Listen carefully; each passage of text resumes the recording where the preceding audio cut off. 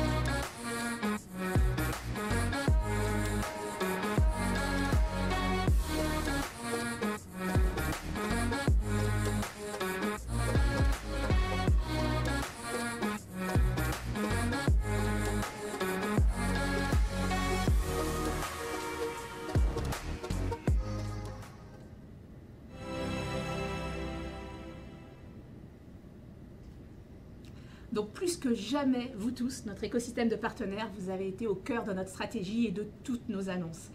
D'ailleurs, si vous avez suivi la session de Nick Parker, il a annoncé GPS, Global Partner Solution, notre nouvelle organisation qui, en rajoutant l'organisation Device, en plus de notre focus Global SI, Global ISV, de tous nos partenaires managés, donne vraiment une approche renforcée autour de nos solutions IoT, Edge, mais aussi toutes nos opportunités en CSP pour qu'on soit l'écosystème le plus fort aujourd'hui existant sur le marché. Mais tout de suite, je vous propose de revenir sur les annonces qu'il y a eu, notamment de Satya, mais aussi nos dernières annonces financières. Et Carlo, si tu veux nous en dire plus. Oui, absolument. Déjà, je voudrais dire la vidéo très belle et la photo avec tous les partenaires, avec la distanciation sur le nouveau parvis Microsoft, avec un peu de verdure et derrière, on a ajouté un peu de vert pour rendre le campus un peu plus agréable. Donc, c'est une très belle photo. Oui, les résultats. Donc, hier, Amy a raconté les résultats de Q4 et de l'intégralité de l'année fiscale Microsoft. Et encore une fois, nous avons surpris par la solidité de ces résultats. Je citerai juste quelques chiffres clés. La croissance globale de 14%, qui est incroyable quand on regarde enfin, le volume de chiffre d'affaires que nous faisons dans le monde. Le cloud, on a surpassé les 50 milliards de revenus sur les clouds, donc très très fort en expansion. Les 75 millions d'utilisateurs journaliers sur Teams, ça c'est aussi un très grand résultat, aussi porté par la crise du Covid et donc le remote work que nous avons vu ces 4 derniers mois. Plus de 1 milliard d'utilisateurs sur Windows 10, donc c'est fantastique. Là aussi avec une croissance importante, aussi portée par la crise, parce que du coup, le monde du PC a redémarré très vite, donc on s'en réjouit aussi pour nos partenaires hardware. Et puis même la Xbox a fait des résultats super, avec plus de 100 millions de personnes connectées pour jouer, parce qu'effectivement, voilà, on a redécouvert le goût de entertaining with gaming de la maison grâce aux jeux de l'Xbox. Donc globalement, des résultats très très beau. Et donc encore merci parce que nous faisons même mieux que la croissance mondiale avec notre 20,5%. Ça veut dire que la France tire ses résultats par le haut. Et donc encore une fois, merci pour tout le travail fantastique que nous avons fait ces 12 derniers mois. Satya, il a, je trouve, encore une fois très bien raconté non seulement notre mission, mais ce qui est en train de se passer autour de nous. D'ailleurs, j'avais essayé de venir un peu sur ces sujets déjà en début de semaine. Il a dit beaucoup mieux que moi.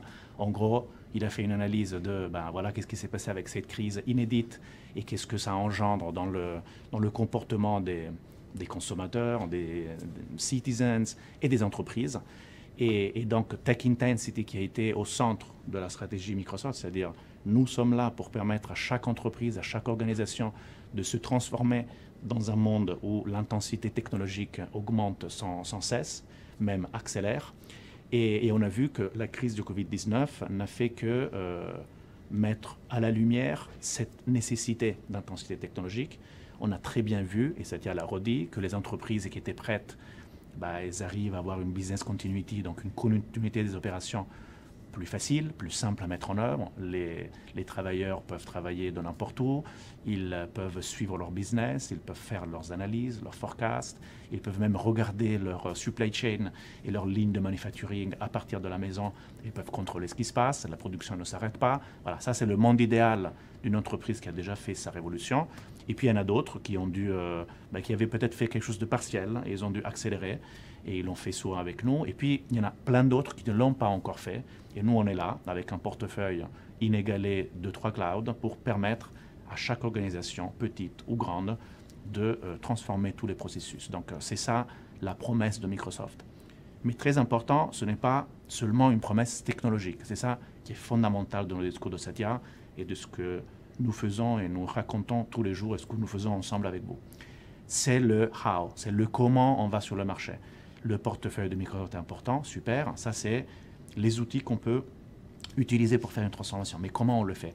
Donc les piliers que Satya a raconté, c'est le fait de le faire dans un monde qu'on veut inclusif, qu'on veut basé sur le concept de confiance, où on respecte le droit des personnes et où on réfléchit à le faire d'une façon avec le concept de développement durable, donc sustainability.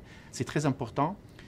Je suis convaincu qu'il va y avoir, comme on l'avait déjà vu en 2008 et dans les 4 années qui ont suivi la crise financière de 2008, dans les prochaines années, toutes les études, tous les économistes, tous les livres qui vont sortir vont dire les consommateurs ont subi la crise, ont beaucoup réfléchi à leur vie, à leur équilibre, à qu'est-ce qu'ils souhaitent vraiment.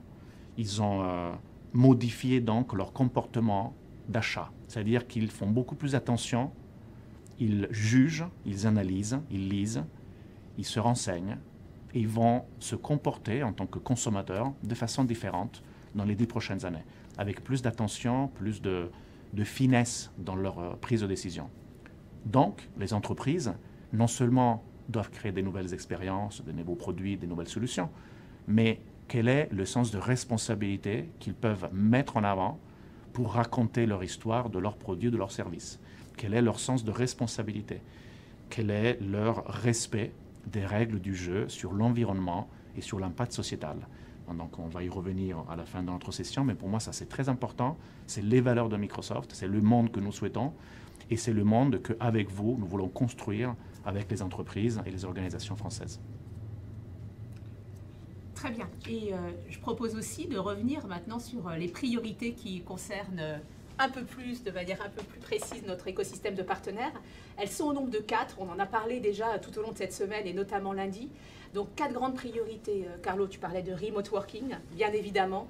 C'est le mot d'ordre. Il n'y a pas un client qui n'ait pas cette priorité en tête. Mais tout ce qui va être autour de business continuity, comment continuer à croître et avoir de la croissance dans un environnement économique beaucoup plus incertain.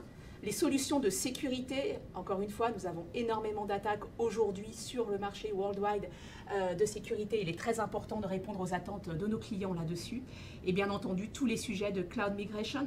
C'est une accélération de migration vers le cloud parce qu'on va chercher tout simplement de l'agilité, de l'élasticité, une meilleure compétitivité et là aussi une grosse attente de nos clients. Sur ces 4 piliers, vous retrouvez bien entendu toutes nos solutions phares, que ce soit Power Platform, Teams, toutes nos VDI, nos postes de travail virtualisés et nos solutions de sécurité, sans parler de data et d'AI. Ces 4 grands sujets, tout au long de l'année, nous allons les travailler ensemble, à travers les solutions que nous construisons ensemble, mais aussi par un axe de communication extrêmement fort sur lequel vous allez être associés aussi de manière systématique. Et nous avons annoncé aussi beaucoup de nouveautés. Alors vous savez que chez Microsoft, on n'attend plus maintenant des grands événements pour annoncer les nouveautés. Elles sont chaque semaine là et ces innovations sont toujours plus époustouflantes. Mais j'aimerais revenir quand même sur quelques-unes que nous avons annoncées cette semaine, notamment autour de Teams, avec une expérience enrichie Déjà par toutes les applications tierces qui sont maintenant de plus en plus intégrées au sein de Teams, ces fameuses third-party applications que vous utilisez au quotidien, que vos clients utilisent au quotidien et qu'ils ont besoin maintenant de retrouver sans avoir à sortir de cette plateforme Teams pour les utiliser. Teams aussi qui propose de très belles innovations pour les meetings. On va bientôt pouvoir être plus de 1000 connectés ensemble sur Teams et ça c'est très bien. Et avec quelle rapidité ce changement en fait? Parce que en quelques semaines. En quelques semaines, il y a les feedbacks des clients en disant oui mais on voudrait plus de fenêtres, on voudrait cette fonctionnalité. Et à une époque on aurait dû attendre, je ne sais pas, 1 an pour avoir des fonctionnalités puis demander une migration pour le faire. Aujourd'hui c'est en quelques semaines, le nouveau service arrive, page update, tac, et c'est fait. Et donc, c'est ça, voilà, c'est ça, développer en mode agile, c'est ça, reconcevoir les architectures pour pouvoir permettre cette rapidité de valeur pour les clients. C'est un mode que tu aimes beaucoup, Carlo, c'est le Together Mode. Dès qu'on est un peu plus de 10, plutôt que de se voir en petites vignettes, on est en amphithéâtre, on est ensemble, on est... Et ça aide à la concentration et ça fatigue moins. Donc voilà, ça c'est aussi un feedback que nous avons eu. Nous avons fait des études depuis des années, on regarde avec grande attention l'ergonomie en fait de l'utilisation de nos outils. Et donc là, effectivement, on a vu que être tout le temps derrière un écran, ça fatigue. Et donc, on a besoin non seulement d'avoir des règles d'hygiène à niveau personnel et collectif d'équipe, de dire on fait des pauses, on fait des meetings plus courts, etc. Mais aussi l'ergonomie du produit, donc le Teams dans ce cas-là, avec le Together Mode, ça permet d'avoir une visualisation d'une salle ou d'un contexte, et donc ça fatigue moins. Donc on a fait des études sur les ondes cérébrales, ça fatigue moins la personne qui est en train de regarder et de participer à ce meeting. Donc voilà un exemple d'innovation efficace et très rapide vis-à-vis du go-to-market. C'est très sympathique de se voir tous. Et puis c'est sympa. Une autre innovation dans Teams, c'est pour les first line workers. Donc en fait, tous les employés qui sont sur le terrain au quotidien, techniciens, maintenance, engagement client, qui n'ont pas forcément un PC avec eux, mais qui veulent interagir sur Teams avec leur portable ou avec leur tablette. Beaucoup de nouvelles fonctionnalités pour eux aussi, parce qu'ils doivent avoir bénéficié de la sécurité qui est aujourd'hui sur Teams, être en relation permanente sur les datas de leur société. Et je pense notamment à une fonction moi, qui m'a beaucoup plu, c'est celle de Talkie-Walkie, quand ils veulent parler entre eux de manière confidentielle et aussi sécurisée. Donc pour les first line workers, énormément d'innovation au sein de Teams.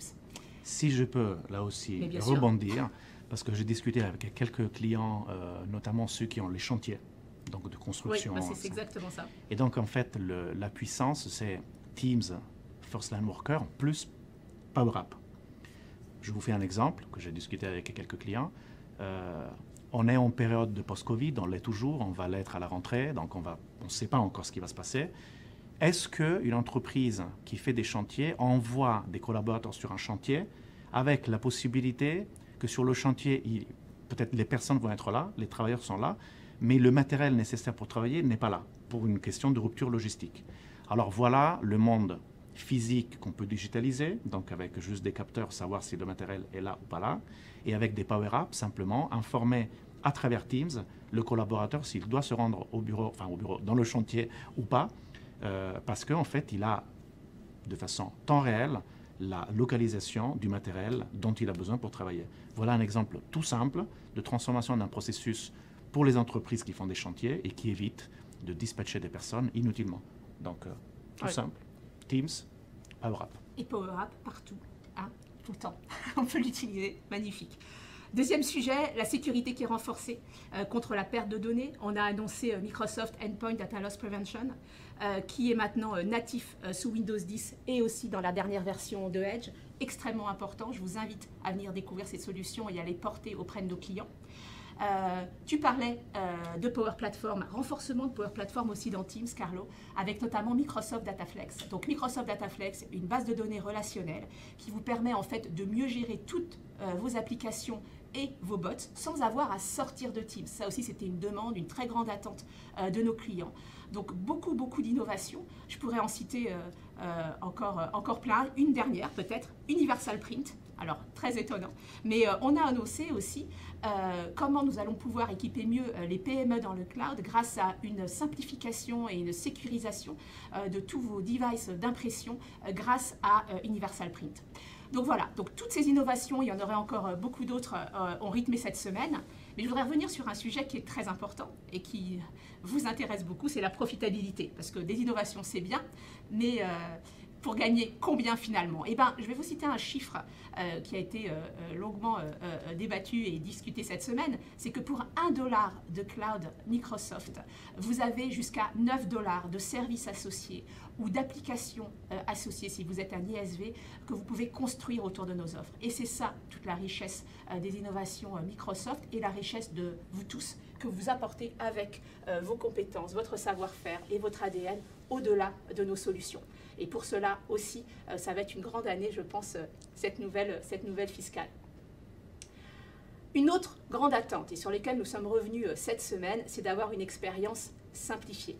Tu parlais de simplification autour de Teams pour nos clients, mais pour aussi tous nos partenaires, c'est extrêmement important de pouvoir engager avec nous de manière beaucoup plus fluide, beaucoup plus homogène et surtout avec un seul point d'entrée. Et ce point d'entrée, c'est le Partner Center qui propose une expérience simplifiée extrêmement améliorée. David, il reviendra cet après-midi lors de sa session et je vous invite à y participer parce que vous allez y découvrir beaucoup de nouveautés. Ça sera la session la plus regardée, oui, je pense. t'inquiète. Celle-là et celle des incentives sont très regardées généralement. Et justement, dans le Partner Center, qu'est-ce que vous retrouvez? Vous retrouvez tous nos outils. Vous retrouvez tout ce qui va concerner vos incentives, justement, mais surtout une simplification du co-sell. Comment partager nos leads, comment partager nos opportunités de manière beaucoup plus fluide et beaucoup plus simple, jusqu'à la possibilité de connecter votre CRM à notre Partner Center. Mais tout ça sera couvert par la session de David cet après-midi. Et puis enfin, un sujet qu'on aime beaucoup chez Microsoft, c'est CSP. Donc le Cloud Solution Provider, vous le savez, CSP, on fête son anniversaire. C'est 5 ans aujourd'hui, on l'a lancé en 2015. Le temps passe vite. Et il faut savoir que vous êtes plus de 90 000 partenaires dans le monde aujourd'hui à utiliser ce mode CSP, à construire vos offres autour de nos innovations en mode CSP. Et c'est un gros succès parce que ça a permis une accélération vers le cloud de nos clients et de vous-même, d'ailleurs, qui a été phénoménale. Ce que l'on va annoncer tout au long de l'année et surtout en ce début d'année 2021, c'est qu'on va continuer d'enrichir notre offre CSP avec 2 nouvelles software licenses qui vont être disponibles et que vous allez découvrir. Et là, je vous invite à suivre nos annonces aussi dans les mois qui viennent. Voilà, on en a fini. Carlo, on va partir en vacances. Quelques jours, semaines de vacances, oui, on en a tous besoin. Et puis une rentrée aussi intense avec une conférence de presse fin septembre, le meeting conférence de rentrée dont tu vas parler avec notre écosystème. Et du coup, une timeline qu'on va aussi réimaginer parce que on sera peut-être un peu plus au bureau, mais on va être quand même pas mal en remote. On a appris grâce à la contrainte Covid-19 à faire maintenant les événements en digital de façon très efficace. D'ailleurs, je pense que les feedbacks de vous tous de cette semaine ont été super. Donc oui, peut-être qu'effectivement, ça nous manque un peu l'empathie de pouvoir nous rencontrer physiquement. Mais je trouve que d'un point de vue de l'efficacité, tous les meetings que nous avons faits, c'est exceptionnel. Donc on peut aussi bien profiter des événements en digital. Et donc en septembre, on vous donnera aussi la timeline de toute notre année fiscale, les événements de l'automne, les événements de l'hiver, les événements du printemps. Comme ça, nous pouvons continuer à rester alignés sur les grands moments du calendrier de la technologie Microsoft sur les 12 prochains mois. Alors tout à fait, donc en attendant notre rentrée des classes partenaires, notre conférence de rentrée qui aura lieu fin septembre, début octobre, je vous invite pendant vos vacances ou votre temps libre à regarder les vidéos évidemment de notre événement Inspire, de refaire un maximum de sessions, elles vont toutes être disponibles dans les jours qui viennent, de vous imprégner de nos innovations de manière à ce que quand on va tous se revoir en septembre, on soit tous fin prêts pour une magnifique année. Lors de la conférence partenaire, Carlo, on va revenir sur toutes nos initiatives France. On en a annoncé quelques-unes lundi. Je pense notamment autour de nos écoles AI, qui sont très chères à notre cœur et qu'on va continuer de développer énormément. Oui. Mais École Cloud aussi, que nous allons lancer, et l'école Bizaps, que nous avons annoncé. On va revenir sur le Partner Recruit Day. On le fera. Il y a beaucoup d'étudiants qui ne demandent qu'une chose, c'est de venir enrichir le partenaire, l'écosystème de nos partenaires avec toutes leurs connaissances et d'être donc embauchés chez vous. Et donc on montrera ce Partner Recruit Day.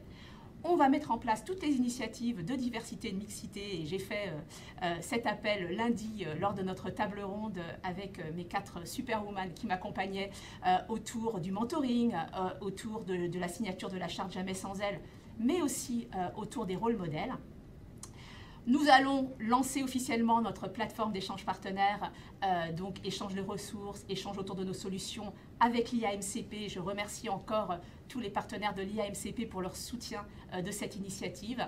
Ma PME numérique, Carlo, que nous avons annoncé, renforcé, qui est un très très bel outil pour tous nos partenaires qui adressent le SMB, et ça va être un gros focus pour nous encore une fois cette année. Et puis je pourrais citer nos plans régions, les rencontres de speed dating qui vont continuer encore plus fort que jamais. Donc déjà, on va vous envoyer très rapidement ce Save the Date pour cette conférence de rentrée. On parlera aussi Green IT, développement durable, sustainability. Tu voulais revenir là-dessus, Carlo? Oui, aussi un commentaire sur speed dating, parce que ça, c'est peut-être ce qui nous a un peu manqué pendant l'Inspire complètement digital. C'est-à-dire que la rencontre entre partenaires, voilà, c'était un peu plus compliqué de le faire en digital. Néanmoins, on a plein d'idées et c'est très important que vous puissiez discuter entre eux. Ça donne beaucoup de perspectives, d'alliances, partenariats, business model conjoint. Donc, on va organiser effectivement les speed dating dans cet esprit. Et puis, oui, sur la partie Green et Sustainability, on a une envie qu'on est en train de structurer. Oui. Et on va vous proposer, lors de la conférence de rentrée, une approche, en fait, pour Microsoft France et vous tous, faire notre propre bilan de comment notre business model, nos comportements, nos processus sont écrits pour être sustainable, donc soutenable dans le temps, et aussi respectueux de la planète et de la société. Et donc, rendez-vous fin septembre pour parler de ça ensemble, un teasing. Je pense que c'est important de se faire son propre bilan. Il faut être conscient de là où on est. Et après, ce n'est pas l'indicateur qui compte, c'est l'envie de progresser par rapport à l'indicateur. C'est ça qui compte. Et donc, on a envie de faire ça avec vous et on va vous proposer une démarche fin septembre. Qui est très attendue d'ailleurs par tous nos clients. Enfin, voilà, cette démarche et cette approche. Voilà, c'est le mot de la fin. Je voudrais vous dire un grand merci, encore une fois, un grand merci pour cette formidable année qu'on a passée ensemble. Carlo annonçait les résultats, c'est grâce à vous, c'est grâce à votre énergie, à votre confiance que vous avez au quotidien. Merci pour votre présence tout au long de cette semaine, pour toutes les sessions, pour tous vos messages que vous avez mis sur LinkedIn, que vous nous avez envoyés. Ça énergise l'équipe, ça nous fait beaucoup de bien. On est extrêmement fiers et heureux d'être à vos côtés au quotidien. Et nous allons faire une magnifique année ensemble. Je vous souhaite d'excellents congés si vous en prenez et je vous dis à très bientôt dès le mois de septembre. Merci beaucoup. Merci Carlo. Merci Agnès, merci à tous. Bonnes vacances et à très bientôt. Au revoir.